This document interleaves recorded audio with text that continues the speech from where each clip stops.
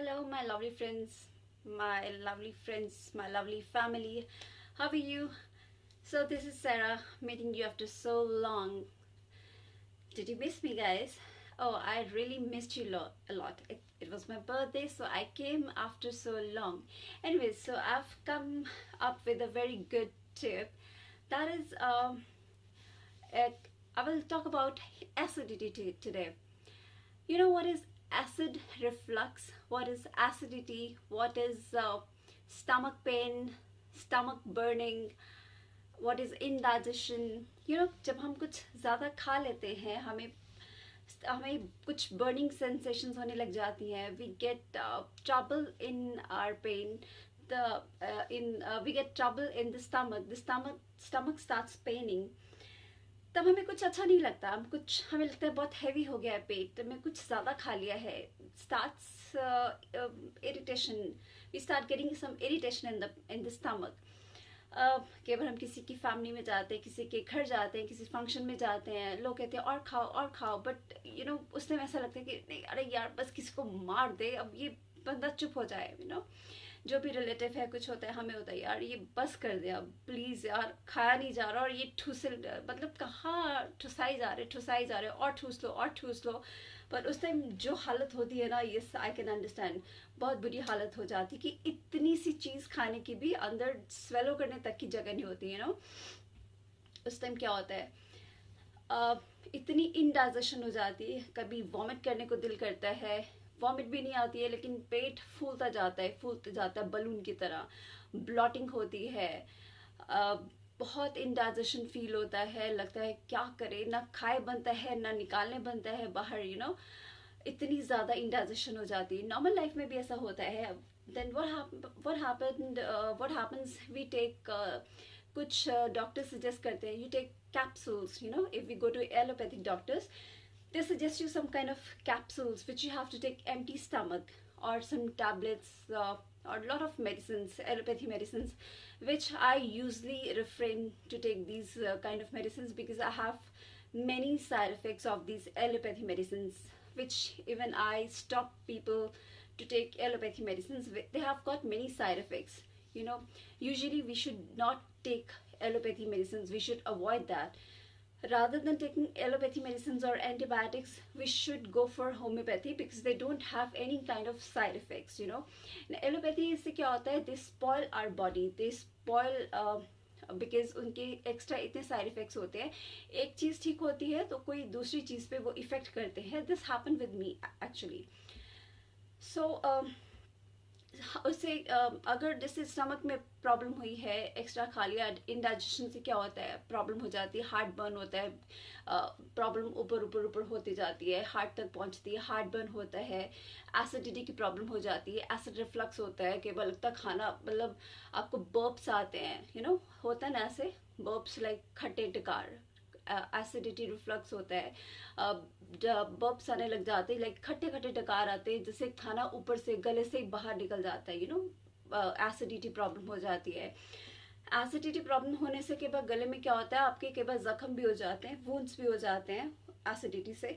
और स्टमक में अगर आपकी वो ब्लॉटिंग होती है, स्टमक में अगर आपके इंडाइजेशन होता है, उससे क्या होता है, स्टमक में बर्निंग होती है. इंडाइजेशन की वजह से लाइक कब्ज भी हो जाती है, कॉन्स्टिपेशन भी हो जाती है. कॉन्स्टिपेशन से क्या होता है, अगर कॉन्स्टिपेशन कॉन्टिन्यूसली रहती है तो उससे पाइल्स होने का भी खतरा रहता है. पाइल्स, ड्राई पाइल्स, खूनी पाइल्स. मतलब एक प्रॉब्लम जो होती है वो बहुत सारी प्रॉब्लम्स को पैदा करती है, बहुत सारी प्रॉब्लम्स को जन्म देती है. जैसे कहते हैं ना, एक झूठ बोलने से हमें 100 झूठ बोलने पड़ते हैं. ऐसे ही जो एक बीमारी होती है वो बहुत सारी बीमारियों को पैदा करती है. तो ऐसे ही पेट की प्रॉब्लम्स है. अगर आपका पेट साफ रहेगा ना, तो आपकी सारी बॉडी, ओवरऑल बॉडी आपकी क्लियर रहेगी. अगर पेट में थोड़ी सी भी गड़बड़ रहती है ना, तो सारी बॉडी का सिस्टम खराब रहेगा. आपके फेस पे ग्लो नहीं आएगी, आप थके मरे से रहोगे. फेस पे आपके बिल्कुल ग्लो नहीं आएगा. कहीं आप जाओगे तो गिरे से कुछ मन नहीं करेगा, कहीं उठने का, कहीं बैठने का, कहीं जाने का, कहीं मार्केट में घूमने का, फ्रेंड्स के साथ बातें करने का.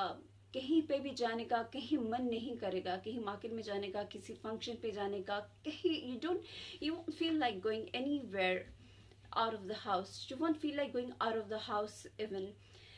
I mean, even you'll not even feel good inside because अगर आपकी बॉडी अच्छी नहीं है, अगर आपकी तबीयत अच्छी नहीं है, तो आपको कुछ भी अच्छा नहीं लगेगा. खास करके अगर आपका stomach is not good, if you have a pain in the stomach, if your stomach is paining, overall आपको कुछ भी नहीं अच्छा लगेगा. सारा कुछ आपके फेस पे दिखाई देगा. This is true. This is what happens if there is problem in the stomach. But as always, I do not prefer the allopathy nuskas or या कुछ और expensive tips. I always prefer the homely remedies which I also try. और तो और क्या होता है, अगर आप इंडाइजेशन से आपको गैस्ट्रिक प्रॉब्लम भी होती है, फ्लैटुलेंस प्रॉब्लम भी होती है. अभी मैं पूछना फ्लैटुलेंस क्या होती है, सब लोगों को पता होगा. फार्टिंग जिसे कहते हैं. अब फार्ट क्या होता है, सॉरी ये नहीं मैं बताऊंगी. कई लोग पब्लिकली फार्ट कर देते हैं. पीपल लाइक इस स्मेल कहाँ से आ रही है, इतनी गंदी स्मेल कहाँ से आ रही है, किसने मारा, just like that. That is called fart. That is called flatulence problem. पेट की गैस. कई लोग कहीं पे भी कुछ मार्केट नहीं देखते, कोई बैठे हुए नहीं देखते, निकाल देते हैं पेट की गैस. कहीं पे भी छोड़ देते हैं bomb. So that is called flatulence, fart. So fart gastric problem हो जाती है, गैस्ट्रिक ट्रबल हो जाती है, मतलब इवन अल्सर तक हो जाता है, कैंसर की प्रॉब्लम्स तक हो जाती हैं, और वो क्या कहते हैं स्टोन की प्रॉब्लम्स तक भी हो जाती है. मतलब अगर पेट सही नहीं है ना, तो बहुत सारी बीमारियों को ये इनविटेशन दे देता है.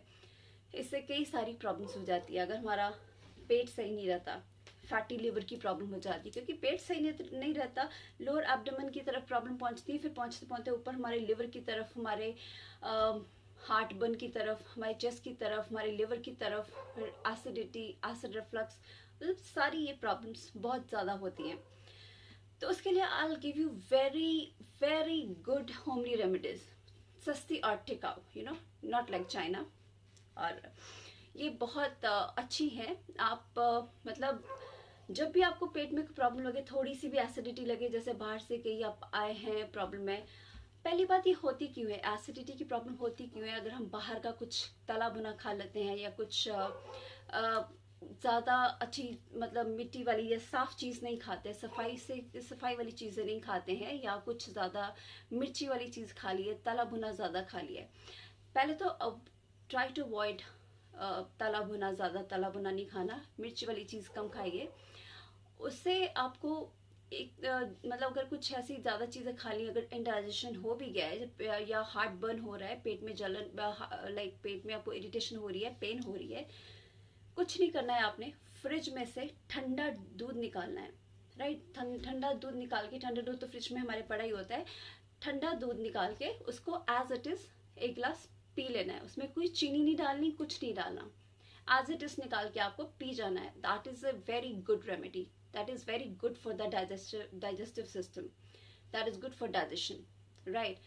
या फिर आप कर सकते हैं, या रोज़ रोज़ भी ये ले सकते हैं, मतलब या कहीं आप बाहर से भी आए हो गर्मी में, ये तब भी ठंडा दूध निकाल के पिया तो आपको बहुत शांति, बहुत ही सूदिंग सा फील करोगे आप, राइट. और वैसे भी ठंडा दूध पीना है तो इट्स वेरी गुड.